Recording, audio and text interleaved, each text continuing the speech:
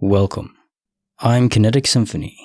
I hunt down and report on weird and true mysterious stories, from glitches to the paranormal. Case file number 1539, written by Have You Seen My Marbles? The game of chess that broke my universe. A few years ago, my dad and I were playing a game of chess on the floor in the living room. We were having a good time, nothing really special to note about the game itself. But all at once, everything became extremely disorienting. The lights were flashing on and off, and I was trying hard to grab onto the couch, pull myself up, and just hold onto something in my confusion. I then woke up laying on the floor, chess pieces scattered everywhere, my dad nowhere to be found. I ran downstairs to the basement where his bedroom was. He was sitting in his chair on his computer, chatting with Facebook friends as he normally is. I asked him, "What happened?" He said, "What do you mean? We were just playing chess upstairs, what happened?" He just seems a little confused and says, No, we weren't." I didn't reply back to this, I just turned back around baffled and went back upstairs. I knew explaining this to him would not go over well, so I didn't even bother. What the hell do you think happened? My boyfriend thinks he pulled a prank that went wrong, causing me to have a seizure, but then lied about it. But I just can't see a father doing something like that and then lying about it. However, he is very anti-medicine, maybe? I know that answer is more logical, but I often wonder if there was something more going on. I don't know, I'm normally an extremely logical person, but in this case I can't help but wonder. Aliens? Matrix glitch? Who the hell knows? I've experienced other smaller glitches that are much more obviously some kind of glitch, like a deer running fast, legs moving but staying in one spot, or being told I was gone for hours when only minutes had passed for me. So I really can't discount some sort of glitch here. Case notes to file 5939, the game of chess that broke my universe. Yeah, this being a prank doesn't make sense, or just a bad father. If your kid is having a seizure while you were playing with them in chess, you wouldn't just abandon them on the floor and go do something else in the basement. What the hell is that? I mean, I'm sure there are fathers like that neglectful. But I don't think that's this. I mean, those kinds of parents aren't even around to play chess with their kid, so I don't think that's it. I can't say it's absolutely impossible, I just don't really think it's that, do you? Maybe it's a multiverse crossover event that just had poor compatibility. So again, I think when a multiverse event happens, if you're crossing over, or maybe if someone is crossing over into you, well, you're crossing over into you, but the you from a different place. If there's enough differences, maybe there's just a process that is difficult to fuse together. It's like a fusion of souls. We know there's a fusion that happens in reality between atoms, and that releases tons of energy, and it's an incredibly explosive event. I've been watching Oppenheimer, so that's on my mind a lot. Anyways, I think these kinds of fusions, recombining of elements, it's not always a smooth process. So that's probably what happened here. Or it might just have been a medical issue, but it just doesn't explain the father not reacting. That doesn't make any sense if it was just that. Case file number 1540, written by NeverGrewUp89, My Cell Phone versus the Universe. Yesterday evening, I was outside with my kids. We have a huge backyard. The swing set is located at the very back of our property. We have two doors that lead to the outside, one on the back deck, one in the front. To go outside, I usually go out from the front. It's actually quicker, the way our yard is set up. I took that same route yesterday, nowhere near my back deck. The reason I know I took that route is because I stopped to have a chat with my brother, who lives on our property in a mini home. To stop there, you can only take the front door out, or it would be out of the way. Anyways, I had my headphones on, Bluetooth connected to my phone in my pocket, to listen to music while the kids play. My toddler suddenly wants to see my brother and his kitten, so we head back over there. As I'm standing there, letting my toddler visit, I realize my phone is just gone. Not in my pocket, not anywhere. I retrace my footsteps to no avail. Our grass had been dead for winter and mowed, so anything like a phone would be very easy to spot. Me and my kids were all looking everywhere we were and could have gone. It was finally found next to the pool, which is very close to our back deck.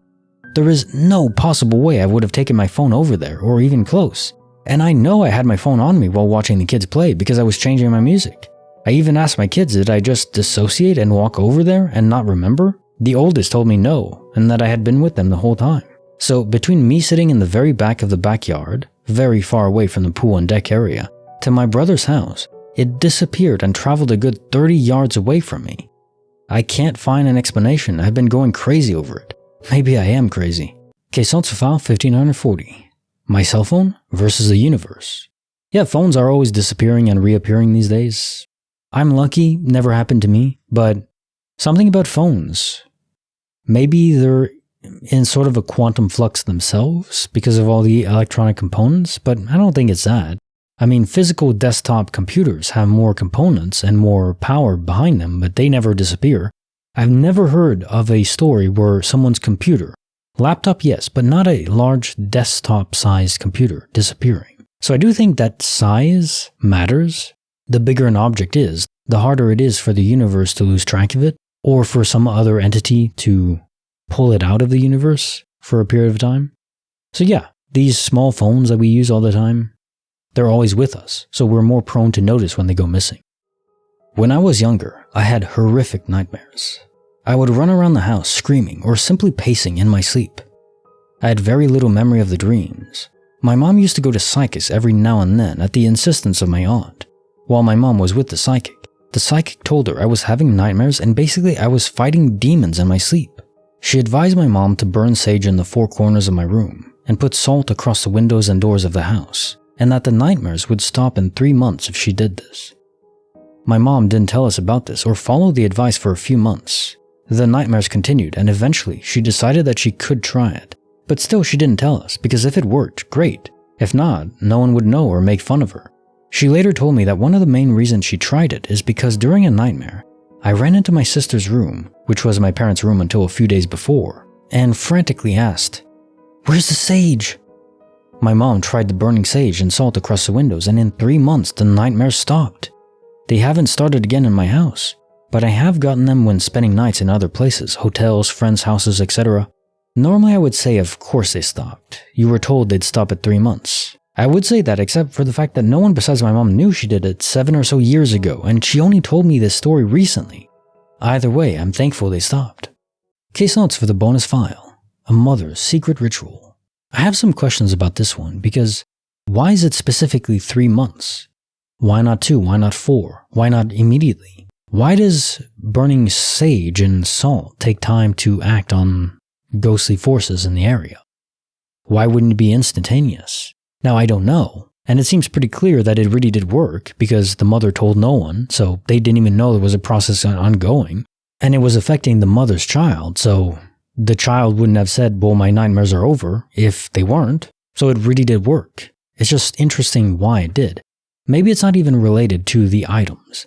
Maybe it's like in Harry Potter, where a wand you can cast magic without a wand, but a wand helps to focus your intent. So maybe it's that. Maybe our own soul creates a sort of bubble around an area, but you need some item. It's almost like the placebo effect for medicine, where if you truly believe that you're curing yourself, then you can't fix everything, but there's a lot of things the body can heal on its own just by believing that something else is helping.